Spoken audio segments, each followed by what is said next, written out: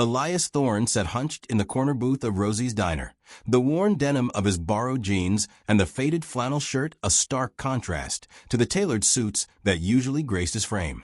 For weeks, Elias Thorne, a man whose net worth could buy this entire town several times over, had been living a carefully constructed lie, all to answer a question that gnawed at his soul. Could kindness exist without expectation? His target, or rather, the subject of his unconventional experiment, was Clara Bellwether. She was Rosie's only waitress, a woman with eyes as bright as the morning sun and a smile that could thaw the frostiest of moods. Elias had watched her interact with other customers, the gruff truckers, the gossiping retirees, the harried parents, and she treated them all with the same gentle courtesy, the same genuine warmth. But would that extend to a seemingly penniless vagrant? His initial interactions had been small tests. He'd forgotten his wallet, and Clara had quietly paid for his coffee and a slice of toast. He'd accidentally spilled his water, and she'd cleaned it up without a hint of annoyance. Each small act of kindness chipped away at the cynicism that had built around Elias like a fortress after years of dealing with sycophants and gold diggers. One particularly cold morning, Elias feigned a cough that racked his thin frame. Clara, noticing his discomfort, brought him a steaming mug of her grandmother's special honey lemon tea, refusing payment. "On the house," she'd said, her brow furrowed with concern. "You look like you could use it." That simple gesture resonated with Elias more than any multi-million-dollar deal he'd ever brokered. As the weeks turned into a month, Elias found himself looking forward to his daily visits to Rosie's. He'd linger over his single cup of coffee, watching Clara flit between tables, her genuine care for everyone a stark contrast to the transactional relationships that dominated his own life. He even started to help her with small tasks, wiping down tables, taking out the trash, feeling a strange sense of satisfaction in the simple labor. One rainy afternoon, the diner was nearly empty. Elias sat nursing his coffee, the silence broken only by the rhythmic drumming of rain against the window pane. Clara approached his booth, a hesitant smile on her face. "Mr. She trailed off, never having asked his name. "Just call me Eli," he offered, a pang of guilt tightening his chest at the lie. "Eli," she repeated softly. "I noticed your shoes are, well, they look like they've seen better days." She held out a small, neatly wrapped package. "My dad had an old pair he doesn't wear anymore. They might be a bit big, but they're dry and warm." Elias stared at the package, his throat suddenly tight. This wasn't just a casual act of charity. It was a genuine offering, a piece of her own world extended to him.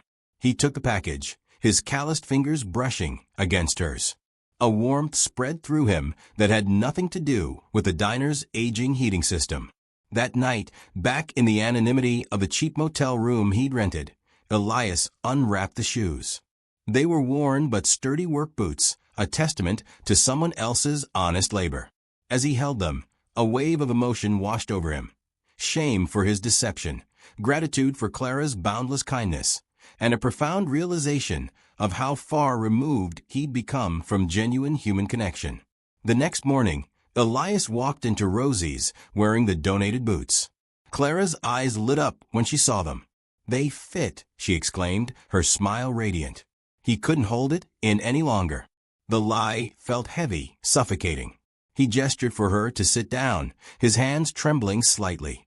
"Clara," he began, his voice rough. "My name isn't Eli. It's Elias Thorne." Clara looked at him, a flicker of confusion in her bright eyes.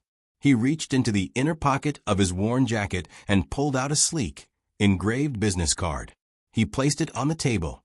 Clara picked it up, her gaze widening as she read the name and the title.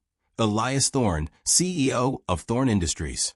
Silence hung in the air, thick and heavy. Clara's smile faded, replaced by an expression he couldn't quite decipher, a mixture of surprise, disbelief, and perhaps a hint of suspicion. You're the millionaire?" she finally asked, her voice barely a whisper. Elias nodded, his gaze fixed on the chipped Formica tabletop. "I came here. I wanted to see if kindness still existed without any strings attached." He looked up at her, his eyes pleading for understanding. "And Clara, you showed me it does. You've been kinder to me than anyone has in years."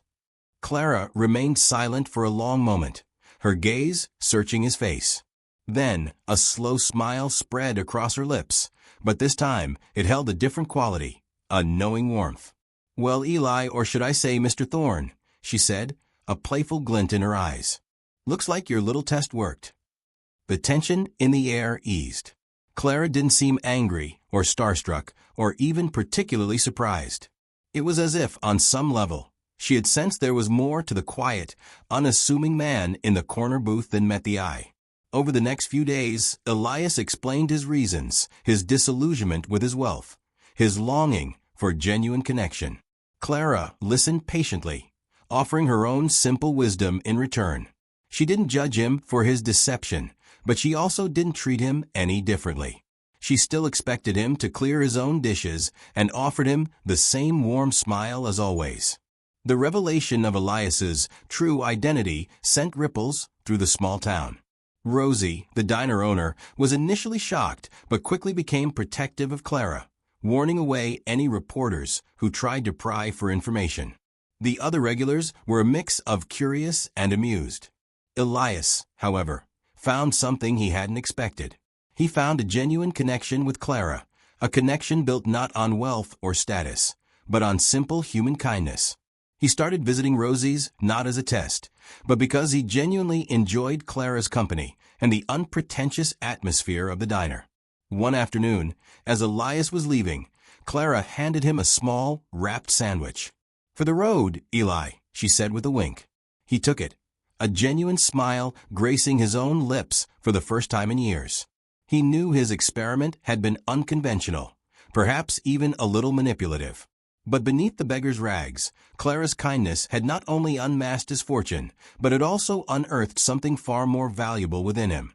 A renewed faith in humanity, and perhaps the beginnings of something real. The millionaire had come to test a waitress's kindness, but in the end, it was her kindness that truly tested him.